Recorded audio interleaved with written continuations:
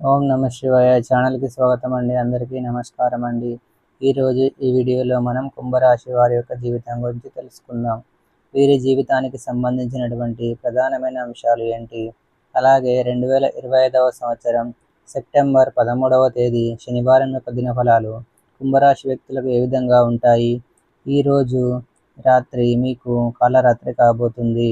అలాగే ఎటువంటి ప్రతికూల ఫలితాలు ఈ యొక్క కుంభరాశి వ్యక్తులకి ఈరోజు దినఫలాలు కనిపిస్తున్నాయి.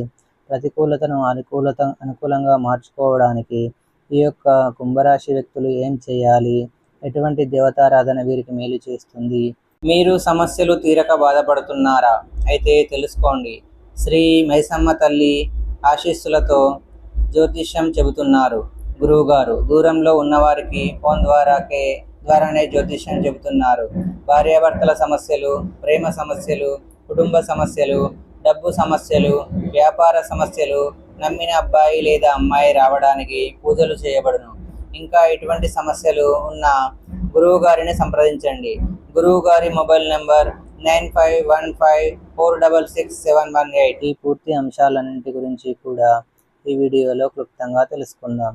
వీడియోలోకి వెళ్ళే ముందు మా చిన్న రిక్వెస్ట్ ఏంటంటే, ఇదివరకు మా ఛానల్ని మీరు సబ్స్క్రైబ్ చేసుకున్నట్లయితే సబ్స్క్రైబ్ చేసుకోండి.